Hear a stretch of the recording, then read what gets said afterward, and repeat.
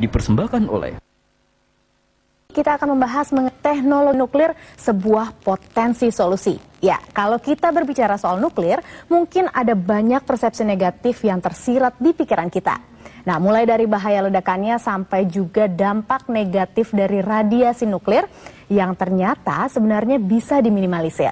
Nah, pemirsa, lantas bagaimana potensi nuklir yang dapat kita manfaatkan, dan benarkah nuklir memiliki potensi sebagai solusi melalui aplikasi teknologi dalam keseharian kita? Nah, untuk itu setelah hadir dua orang narasumber saya di studio. Yang pertama adalah Direktur Production dari PT Batan Teknologi Persero, yaitu Bapak Kusnanto. Dan juga yang kedua ini adalah Ketua dari BKHH Batan, yaitu Bapak Toti Cipto Sumirat. Selamat malam Bapak-Bapak. Selamat malam. Terima kasih sudah hadir di studio kami. Nah, ini pertama-tama saya ingin tanya ke Pak Kusnanto dulu. Pak Kusnanto, kalau kita berbicara PT Batan Teknologi Persero, ternyata ini berbeda dengan Batan sendiri ya. Bisa dijelaskan tidak Pak, apa saja kegiatan operasional dari PT Batan Teknologi Persero ini? Terima kasih. Ya, jadi PT Batan Teknologi Persero itu pada prinsipnya diawali dengan kegiatan-kegiatan komersialisasi produk-produk penelitian dari Batan yang memang sudah sampai pada skala perhitungan ekonominya. Jadi dengan demikian, terutama kalau tadi mengingat kembali pada masalah radiasi, tentunya kami mencoba untuk mengkomersilkan yang mengandung radiasi itu, yang memancarkan radiasi itu, yang sifatnya dengan kata nuklir itu. Itulah tujuan kami. Oleh karena itu, kegiatan kami saat ini adalah terutama memproduksi radioisotop, terutama untuk bidang kedokteran yang sering kita jumpai di rumah sakit dengan sebutan kedokteran nuklir.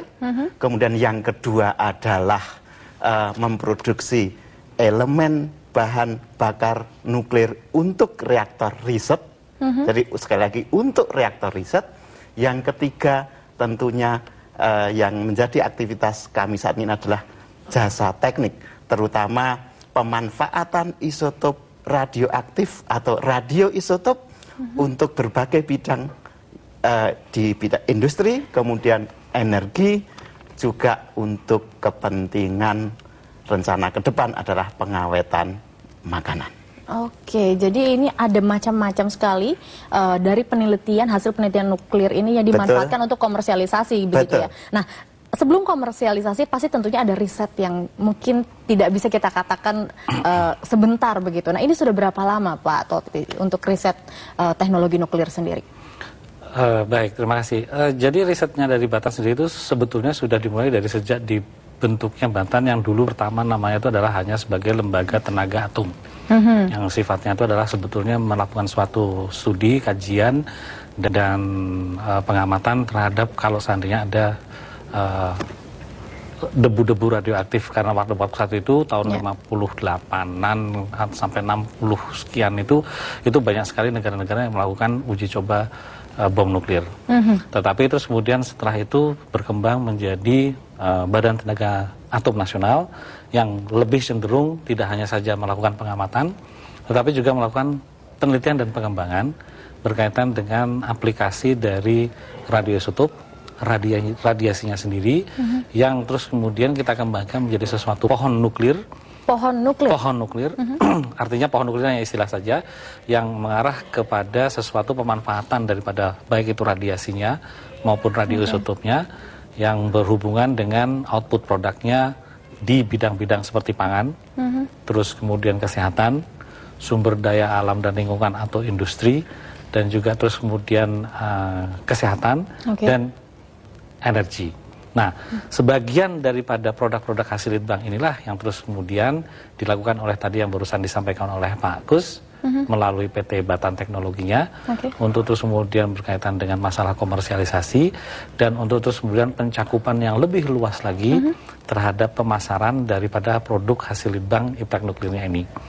Nah, memang sebetulnya produknya itu tidak hanya saja seperti tadi juga disampaikan sekilas oleh Pak Kus, bahwa produk kami itu tadi masih banyak sekali bidang-bidangnya. ya.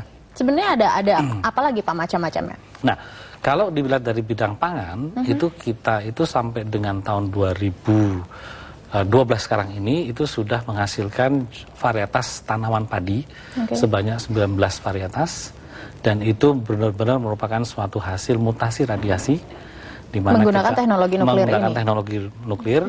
Jadi kita radiasi, terus kemudian kita seleksi untuk mendapatkan potensi tanaman yang paling baik, dengan terus kemudian dilakukan seleksi dan pengujian oleh Kementerian Tanaman Pangan, Direktorat Jenderal, Kementerian Tanaman Pangan, untuk terus kemudian diseleksi, untuk baru terus kemudian bisa dilepas ke masyarakat. Baik. Jadi bukan kita yang memaksakan untuk melepas produk itu, tapi memang sudah teruji begitu ya? Sudah teruji. Baik, ini kalau kita berbicara risetnya sudah cukup panjang, kemudian sudah diuji, pastikan ternyata masyarakat juga masih memiliki persepsi yang mungkin cukup negatif ya, bisa kita katakan begitu. Nah, ini saya ingin tanggapan Bapak-Bapak, tapi kita harus break terlebih dahulu. Dan pemirsa jangan kemana-mana, Special Dialog kembali saat lagi.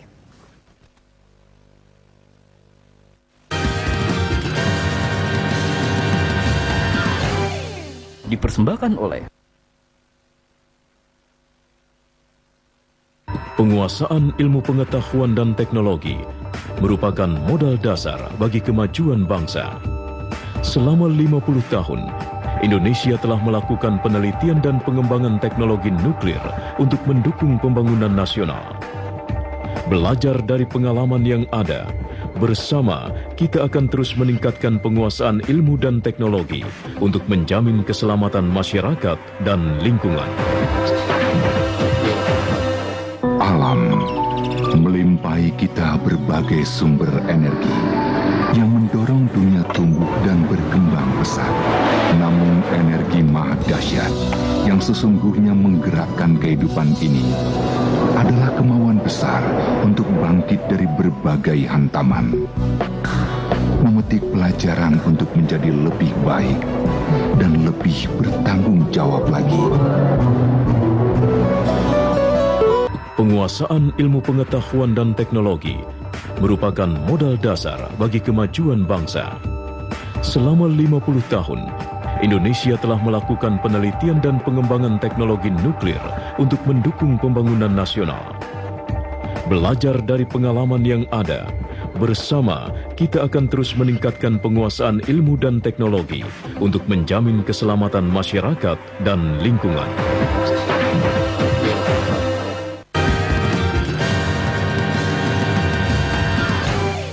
Dipersembahkan oleh Ya, pemirsa, kembali di Special Dialog kita masih memperbincangkan tentang teknologi nuklir, sebuah potensi solusi. Nah, ini kembali lagi saya mau tanya ke Pak Toti dulu, Pak. Ini kan tetap saja ya, walaupun tadi kita sudah menjabarkan ternyata manfaat nuklir ini, teknologi nuklir ini luar biasa. Bisa untuk kesehatan sampai pertanian juga, bahkan pangan untuk masyarakat kita. Nah, ini tapi masih saja ada persepsi negatif dari reaksi atau radiasinya. Ini bagaimana sebenarnya? Kalau misalnya kita berbicara pemikiran negatif ini, bagaimana mengeliminirnya? Baik, jadi memang tugas Batan salah satunya itu adalah untuk terus kemudian memberikan informasi kepada publik, edukasi kepada publik berkaitan dengan hasil litbang iptek nuklirnya ini, yang sebetulnya kalau memang ada persepsi dan terus kemudian adanya pandangan masyarakat bahwa kata-kata yang berbau nuklir itu selalu terus kemudian menakutkan, ini harus terus kemudian kita berikan semacam sesuatu inputan bahwa semuanya itu sebetulnya tergantung dari niatnya itu sendiri mau bagaimana. Hal-hal yang simpel, banyak sekali alat-alat yang ada di seputaran kita ini bisa saja dikatakan berbahaya, tergantung dari niatnya kita mau menggunakannya untuk bahaya atau untuk kemaslahatan. Sedangkan kalau riset yang selama ini dijalankan, tujuannya? Tujuannya adalah untuk kemaslahatan manusia. Baik. Artinya untuk kesejahteraan manusia yang notabene dalam hal ini adalah memang hasil litbang iptek nuklirnya itu adalah untuk terus kemudian ikut serta membangun Indonesia secara keseluruhan. Nah ini, tapi kan kemudian ya untuk lebih memberikan pemahaman, ini kita juga harus tahu